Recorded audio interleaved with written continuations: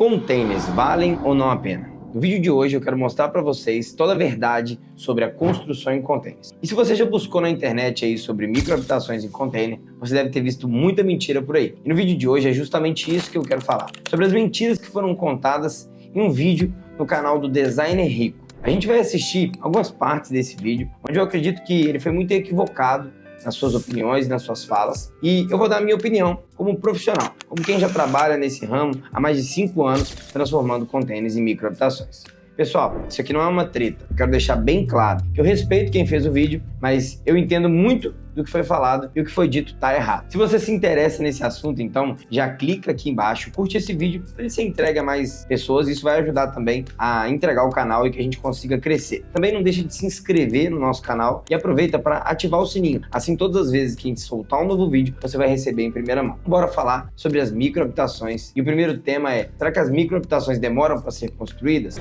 E supostamente isso tornaria a obra mais rápida e mais eficiente, o que é uma farsa, tá? Quem disse que as microhabitações em container ou qualquer outro tipo de obra em container demora para ser construída está por fora. A verdade é justamente o oposto. Com um planejamento mínimo e os containers certos, você monta uma casa dessa num piscar de olhos. Comparado com uma construção tradicional, é muito mais rápido. As microhabitações em containers são sinônimo de praticidade e rapidez. Então, vamos se informar direito, beleza? Porque pensa comigo, eu consigo pegar uma estrutura em containers e empilhá-la. Eu quero desafiar você a me falar qual é a estrutura que pode ser feita tão rápido assim. Eu já até vi algumas estruturas que são de cimento e que elas podem fazer um pré-moldado e fazer também vários andares encaixando. Mas para isso, vai exigir diversas coisas. Vai exigir que você faça toda uma estrutura primeiro. Já os containers, além deles serem leves, eles são extremamente estruturais, feitas de um aço que se chama aço Corten. E eu consigo simplesmente em um dia empilhar um container, 2 containers, 3 containers. Você acha que parou por aí? Não. Eu posso empilhar 4 containers, 5 containers, 6 containers. Isso aqui já é feito para ser estrutural. Isso é carregado dessa forma em uma pilha de vários andares pelo mar, pelo oceano, para transportar diversos itens, né, aqui dentro. Isso é uma embalagem de transporte. Daqui vai do Brasil na China. Já pensou isso? No mar, balançando. E você acha que isso não pode ser montado dessa forma num terreno para se transformar numa construção civil?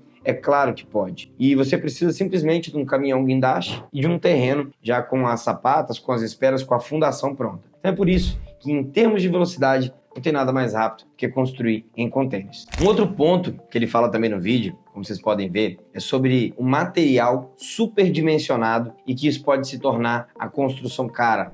Isso, cara, parece ser muito bom. Eu estou adquirindo então uma casa muito resistente, mas na verdade você está comprando um material superdimensionado para a sua casa, o que pode ser caro. Porque você compra mais material do que precisaria, o que poderia ser caro. Isso também é uma mentira e eu vou mostrar por quê. O caro é muito relativo quando você pensar aí no valor que você está levando para casa. Material superdimensionado significa que a sua estrutura vai ser muito mais resistente, durável e segura. Isso é investir na qualidade da sua moradia e de forma nenhuma é jogar o dinheiro fora. Se você está preocupado aí com o custo, eu quero lembrar você que isso vai gerar uma economia. Pode significar gastar muito menos com um material muito mais resistente. E lá na frente, você vai economizar em reparos e manutenções. Então é melhor pagar por algo que vai durar mais do que economizar e depois se arrepender com a estrutura que não está 100% do jeito que você precisar. E eu vou provar isso para você na prática agora. Quando você faz uma estrutura como essa, de aço mesmo, você compra os ferros, os metalons, as vigas e monta uma estrutura dessa, o valor que você gasta para montar uma estrutura muito mais fraca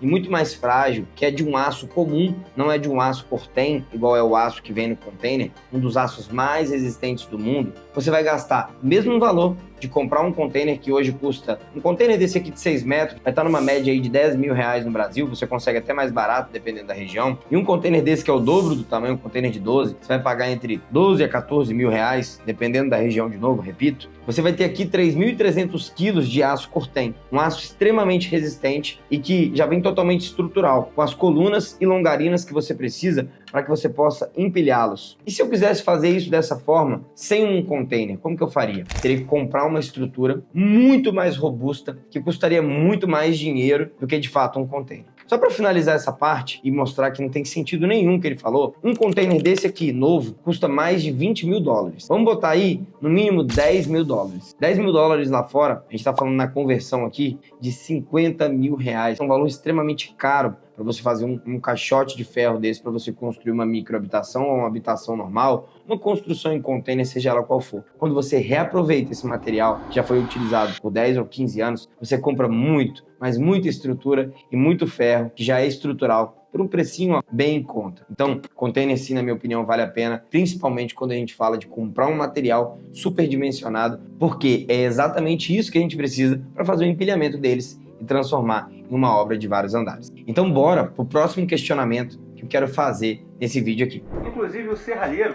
ele vai ser o seu parceiro para o resto da obra, tá? Você vai casar com o serralheiro, porque ele é a pessoa que vai fazer tudo ali, né, na parte inicial do seu projeto. Ele falou que você precisa casar com o serralheiro para fazer uma obra dessa aqui, uma obra de construção em container. Seguindo essa lógica, quem vai pelo caminho tradicional da construção vai ter que casar então com um pedreiro, né? Aí que tá o problema. Será que é melhor casar hoje com um serralheiro ou com um pedreiro? Pensando na mão de obra no Brasil, será que é mais fácil arrumar um serralheiro? Ou melhor, bons serralheiros qualificados, pessoas que trabalham com estruturas metálicas, ou bons profissionais da construção civil, que são os pedreiros? Eu tenho uma experiência dentro das obras, dentro do que eu faço. Eu também preciso de pedreiros aqui. Afinal de contas, depois que a gente monta toda a estrutura, eu preciso de pessoas para fazer a parte de assentar os pisos, os revestimentos cerâmicos, tudo isso, bancada, pia, fazer a parte hidráulica. A gente também precisa dessa mão de obra da construção civil. A gente não elimina ela, mas a gente elimina grande parte dela, que seria a parte estrutural, que dá mais trabalho e que acaba fazendo com que aquilo demore muito tempo na construção tradicional.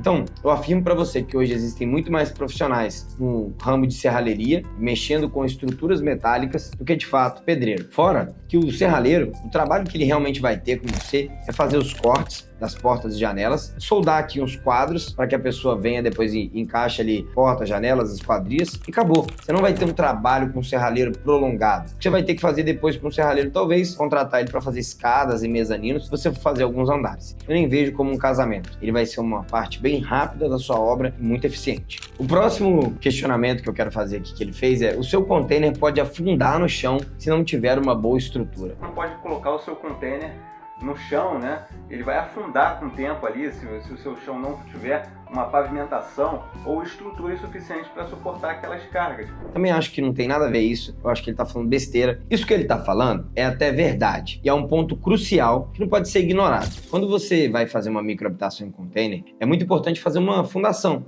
Assim como em qualquer obra, a estrutura que você vai colocar aí em cima tem que ser calculada. As estruturas em container são muito mais leves que as estruturas comuns de alvenaria. Para você ter ideia, você já deve ter visto aí na internet algumas vezes alguns prédios de alvenaria desmoronando, né? Por quê? Porque a pessoa não faz uma boa fundação, não calcula direito a estrutura e isso pode ser comprometido. Um deslizamento de terra ou até mesmo o afundamento ali de uma fundação pode fazer com que o prédio todo venha ao chão. Quando a gente fala de container, nós temos uma estrutura muito mais leve. Uma estrutura que pesa, desse container maior aqui, cerca de 3.300 quilos apenas, o que vai significar cerca de 1/3 do que seria uma construção em alvenaria. E quando a gente pega essa estrutura, como eu já falei algumas vezes, ela é totalmente estrutural para ser empilhada.